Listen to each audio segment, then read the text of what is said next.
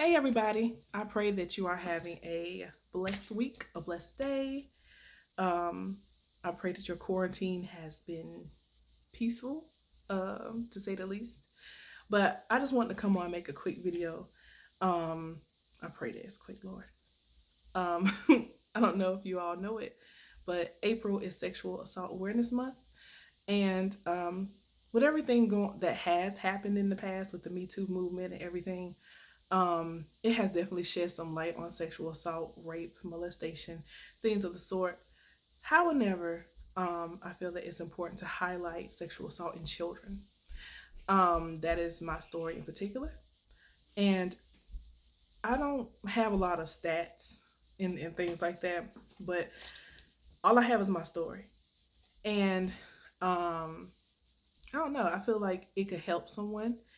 I really want to highlight the effects of child molestation because I have definitely suffered through it, and even now I am still working through it. But it's okay. It's all good. We all got things that we have to live through.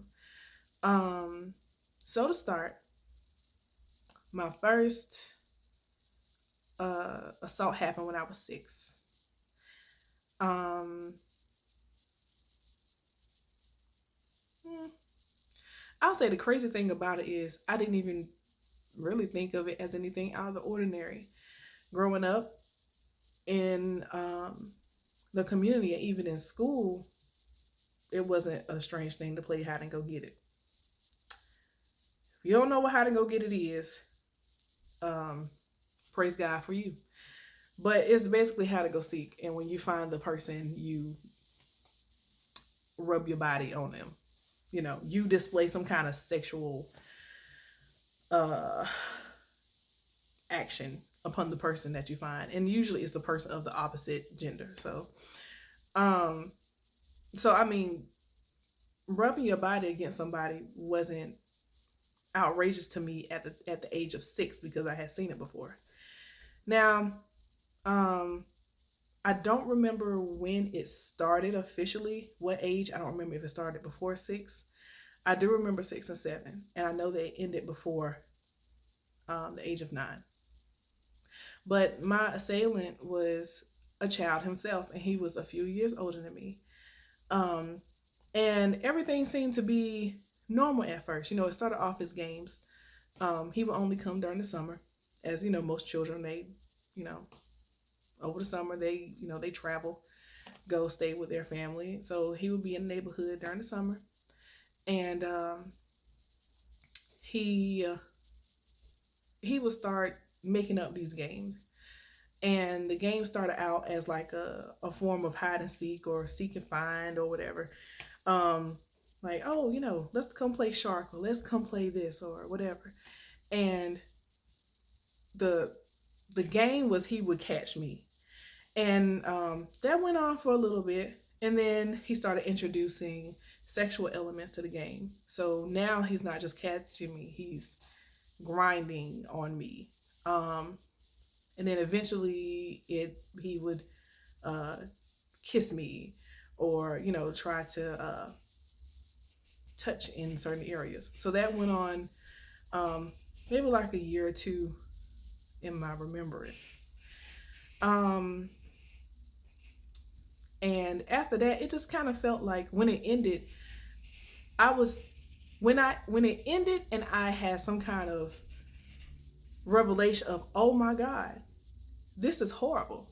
Like, I remember what you did, because he was still coming around every summer.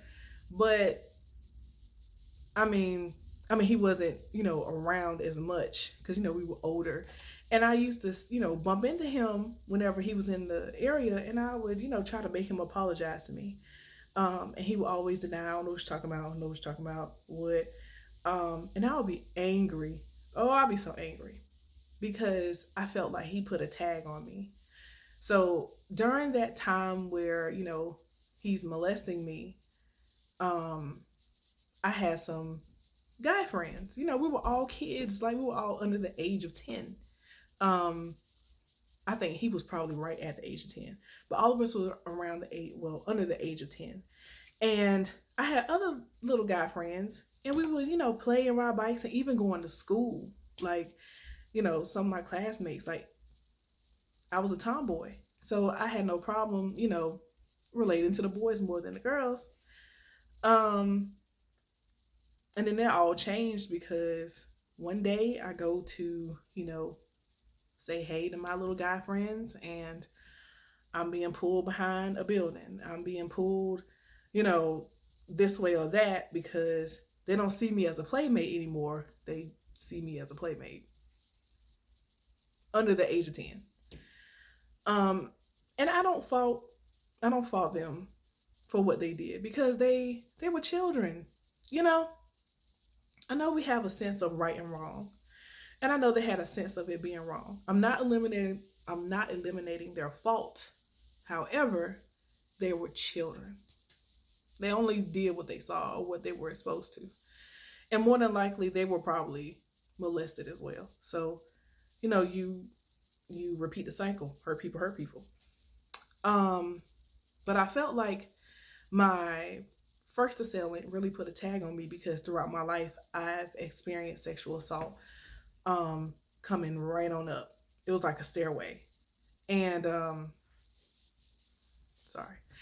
And I mean,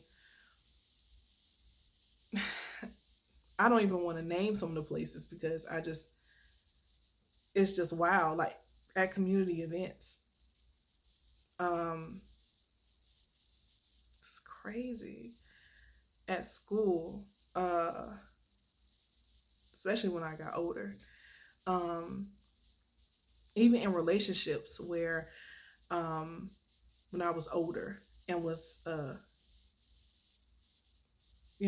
just around the guy I was dating, and then, he would ask me like, "Hey, do you want to, have sex?" And I would say no, and then all of a sudden, it's happening anyway. So I'm not a stranger to sexual assault, and the purpose of this particular video is really just to highlight it in children because it starts somewhere, and it's crazy because I go back in my mind and I remember having conversations with different groups of girls, like in elementary school. You have your little clique and you're talking. Middle school, you have a clique. High school, you have a clique. Even in college, I had a clique. And I can name at least, especially in middle school, I can name at least 5 people who have, we've talked about our assailants and experience with sexual assault. In middle school, in middle school, there were girls who were raped by um, their mother's boyfriends. There were girls who were touched by adults, uncles, even some aunts. Um, I remember hearing their stories, and I remember sitting in the middle of their stories thinking, "Oh, that didn't happen to me." Because after a while, I had learned to suppress it because in my mind, it wasn't rape, so it wasn't sexual assault. I was touched on, I was held down, I was assaulted, um, but I wasn't raped. So in my mind, it wasn't sexual assault. And I'm just listening to these girls in middle school talk about how they were raped by grown men. It was heartbreaking. And I didn't even consider myself a part of that group. But when I got older and I realized, as much as I was being tagged and groped and grabbed here and there, I'm just like, what is it? What is it about me that makes me susceptible to predators? I'm like, am I too nice? Am I not mean enough? So, throughout my childhood, I wilded out a little bit. I mean, I became mean. I became funny acting because I didn't really know. It's like I didn't know if being me was safe enough, and that maybe I needed to alter myself to be meaner, to be colder, or to just ignore you completely. Like people would say, "Hey," and I would just walk right by you, just like I didn't see you, because I didn't know if you posed a threat or not. And I didn't want to get mixed up. I didn't want to have the time to try to figure out, is this guy, can I have a guy friend here? Now I will say it didn't stop me from having guy friends. Um, those who I really felt in my spirit were good. I, had a few. I didn't have a lot, but I had a few.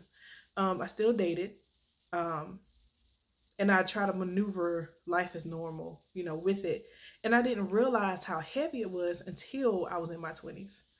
Um, and I talked about it with a friend, and I don't remember. I think she was the one who actually asked the question, and she didn't even ask me the question. I think it was just a general question. Her and I was on. She and I was on the phone. Her and I, and she said something about sexual assault or whatever. And I was like, oh yeah, like it happened. Yeah, I mean, I'm I was always aware that it happened. I wasn't particularly aware that it affected me as much as it did, because in my mind, if I suppress it, it's not going to affect me. So when I answered her question, or when I replied to her question, I don't remember what it was, and she kind of got quiet, like, "Wait, what? You?" And I'm like, "Yeah." Like it was nothing, because like I said, growing up, how to go get it was nothing. Parts were shown at school. It was a thing to see a little boy's genitalia at school. Um, it just wasn't. It just wasn't a big deal. So she and I were talking, and she started asking me questions, and I told her about my earlier experience, and she's like, "Oh well, why didn't you tell?" I didn't tell when I was younger because, and that's a lot. That's one question a lot of people have. Why don't you tell? Well, for me personally, I didn't tell because the kid who attacked me first, like he threatened to kill my family. Now, as an adult, it sounds a little ridiculous, but as a child, I absolutely adored my parents. Literally, like I remember sleeping in the bed with them because I felt like I could protect them at night. I don't know why. I don't know why, but I love them. So him telling me that he's gonna kill my parents, he know where I live, he's gonna kill my family, some of my little friends or whatever, really freaked me out. Um, and I felt like I would get in trouble because I knew that what he was doing to me was wrong, and because he did it to me, that that means that I was a willing participant, thus I would get in trouble too. So I felt like it was a catch-22. So my thing was just keep it to yourself, um, and you'll be fine. The other reason why I didn't tell is because, um, well, no, as an adult, why I didn't say anything as an adult. Well, because it was so long ago. It's like, well, what's the point now? Like, what's the point of saying 20 years later what happened to you at 6? What good would it do? And the main reason why I didn't say anything as an adult is because, like, my parents didn't even find out until I was 25. I'm 29 now. So they didn't even find out until I was like 20, 25-ish. And having that conversation with them I had it with them separately. So even telling them about it was hard. And I never wanted to tell them because I didn't know.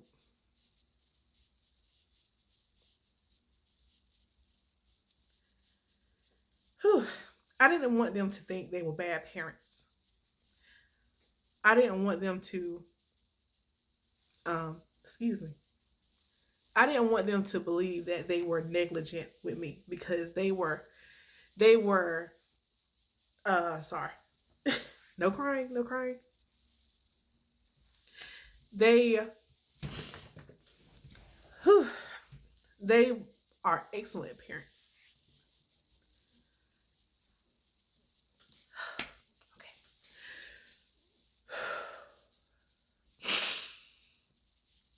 Okay.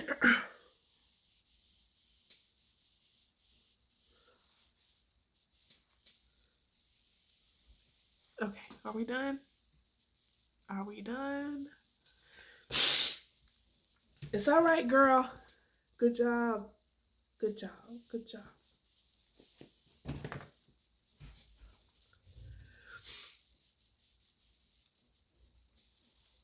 Okay. Ugh. Okay. Um, as an adult, the reason why I didn't tell my parents was because I didn't want them to think they were bad parents. I didn't want them to think that they were negligent about me. Um, I can only imagine my child telling me this when they're grown and I'm going back in my recesses and I'm like, where was I? Why didn't you say anything? Um, God knows I love my parents and they are the absolute best. Um, they never they never neglected me. I was very well taken care of. Um, they were working.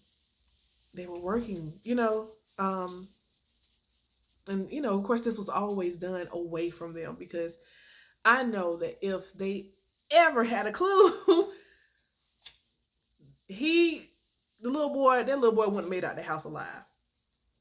Um, so I didn't even tell them till I was 25, let alone speak out about it because I didn't want anyone else to think that my parents were ever negligent.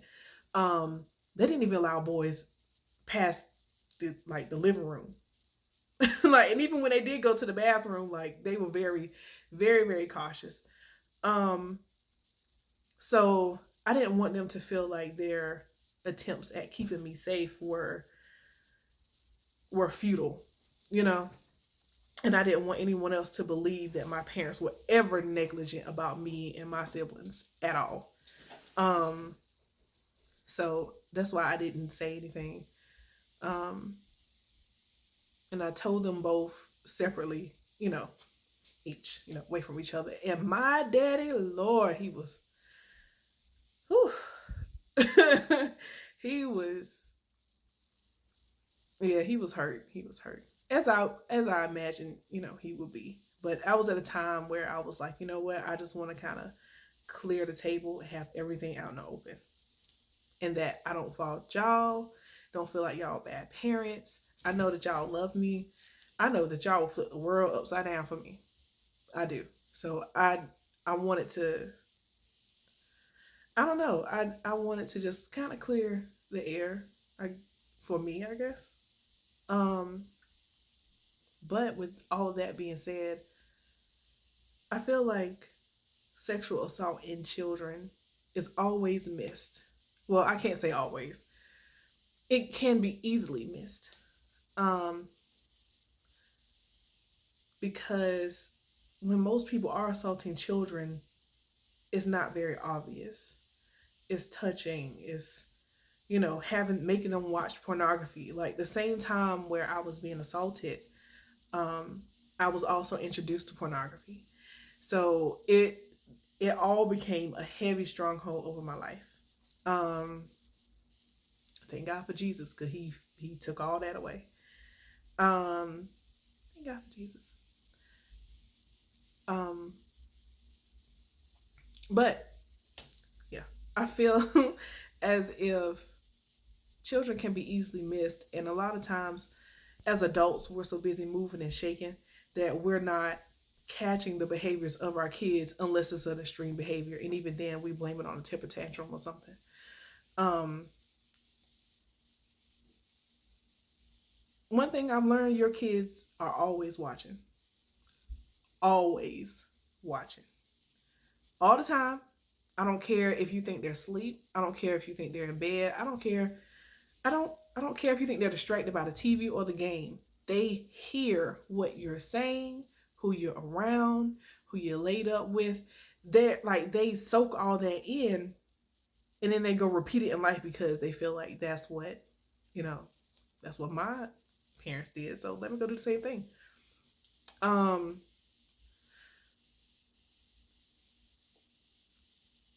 I I hope that at least from this video, that we would take a step back and really think about what we're doing, what we're saying, even the kind of music that we're playing around our kids.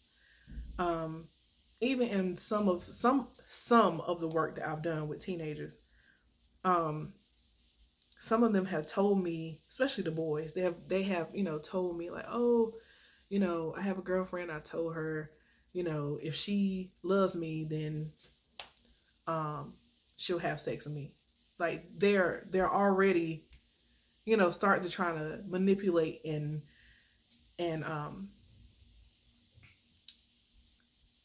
really is, I don't know, y'all. It is horrible. The fact that our boys, I can't say all of them, but some of them feel comfortable guilt tripping and manipulating their girlfriends into being sexual with them. That's a problem. That is a major problem.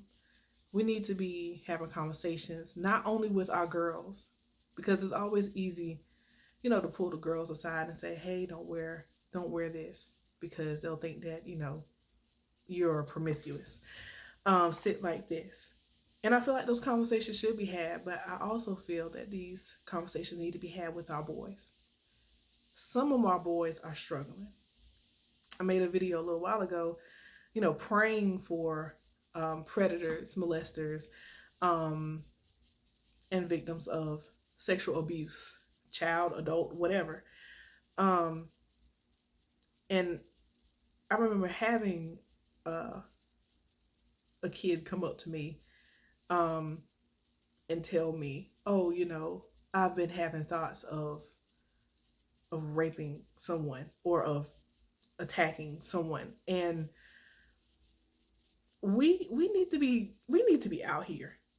We need to be out here talking with our kids because they see more than what we know. And it is ignorant for 1 minute to think that your child doesn't know what you do. Because if they don't find out from, at least from seeing you do it, they've heard about you do it.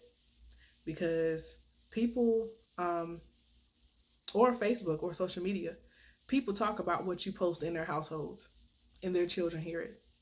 And then when school starts back, guess what? Children on the bus. Oh, your mama said, your daddy said. I've seen it happen. I've heard it happen.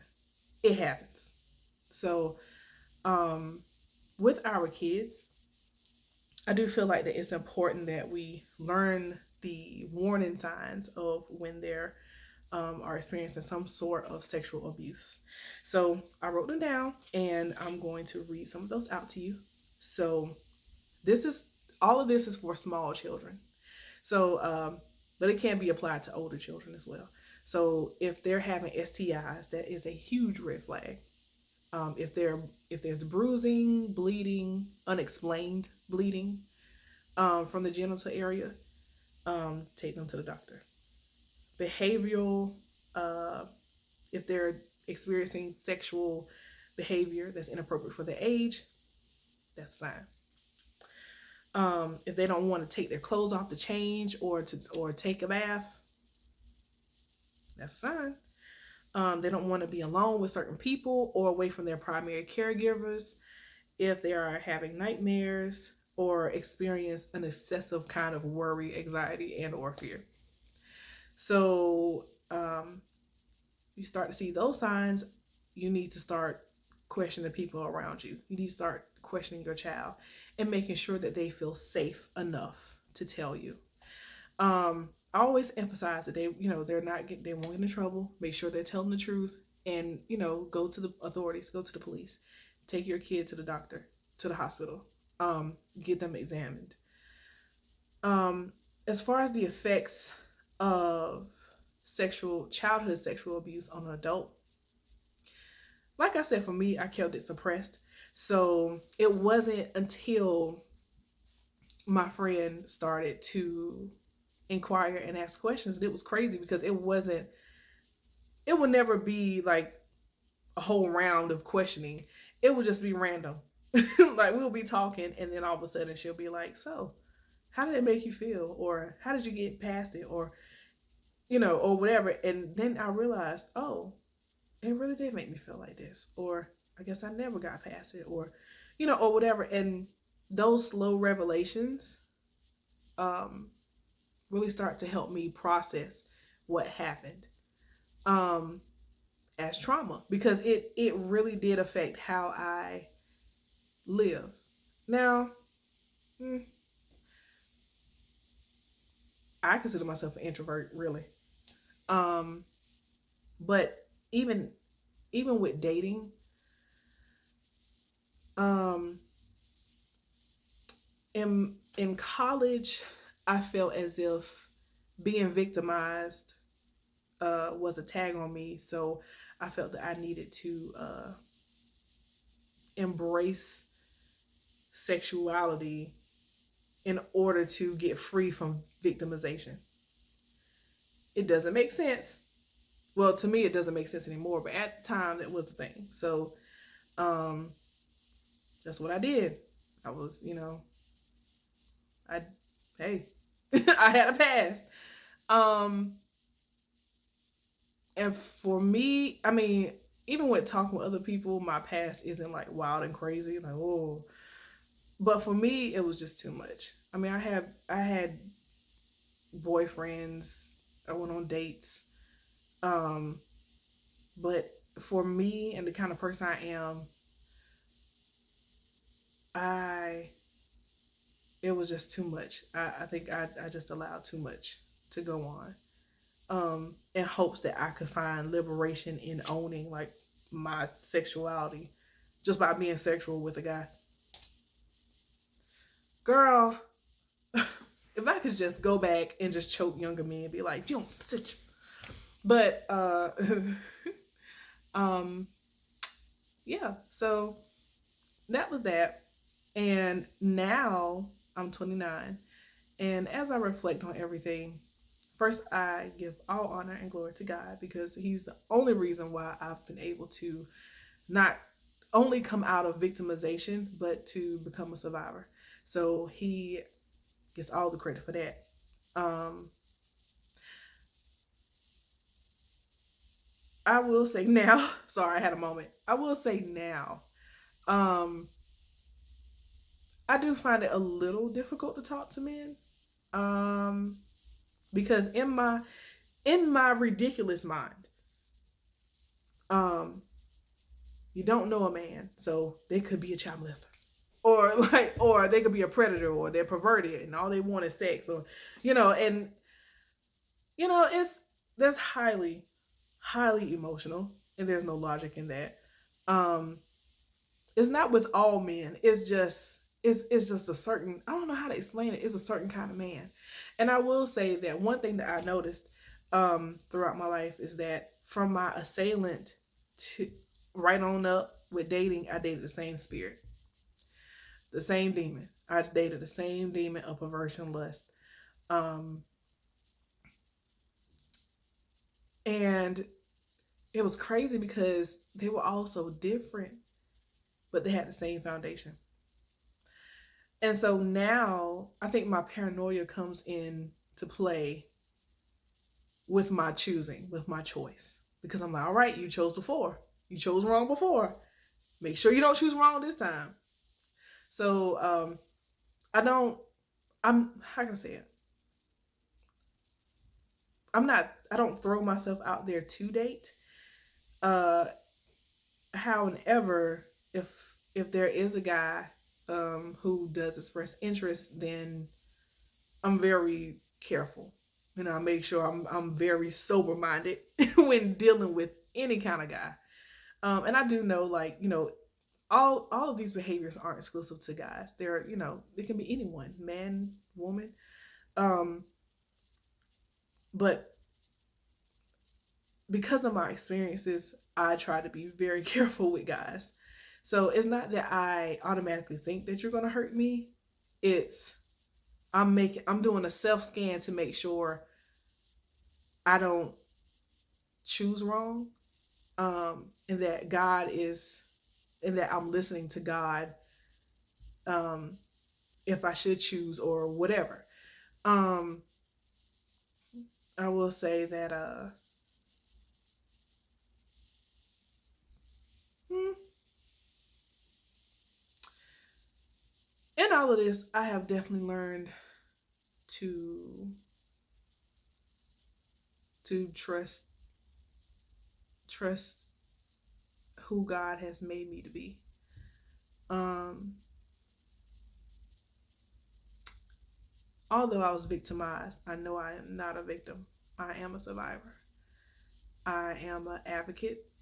Um, I'm extremely overprotective of children. And I'm work I'm working on that. And I'm very protective over people I love. I'm very protective over women. So if I see a guy coming up and I'm like, yo, you straight, you know him. Like, please say you know him. Cause you don't know him, it's about to be popping. But but I'm working on that. Me and Jesus, we're working on that. So all in all, I don't know. I hope that this helps someone. Um I hope that you start, looking at the behaviors of your kids, especially now because kids are trapped at home with people who are abusive. And um if you even a stranger's kid, man, like if you see a stranger's kid and you feel like something's going on, try your best to inquire without causing the kid more damage, more trauma. Um so yeah. That's basically a summary of my story. And oh, I have the number for y'all. So if you want to talk to a sexual abuse counselor, if you want to share your story, if you want to get help, I do recommend. Now, for me, my friend, my homegirl, helped me through a lot of this. Her and Jesus helped me through a lot of this. Um, and just being real with myself. However, that doesn't work for everybody. Jesus provided doctors, counselors, psychiatrists for these reasons. And just because I didn't have to go to one doesn't mean that they are, of no use. They are excellent. Go to a counselor. Go seek professional mental health um, help. Seek professional help if you need to. Um, and shoot, sometimes if you don't think you need to, I mean, I'm still considering maybe going to a counselor. There's nothing wrong with the counselor. Uh, just because you go to a counselor does not mean that you don't believe in Jesus or you believe Jesus is not going to heal you. All of that is foolery. Okay, go to a counselor if you need to. Okay, get help because everybody may not want to hear your story. Everybody doesn't know how to help you. Um, so with that, you can call the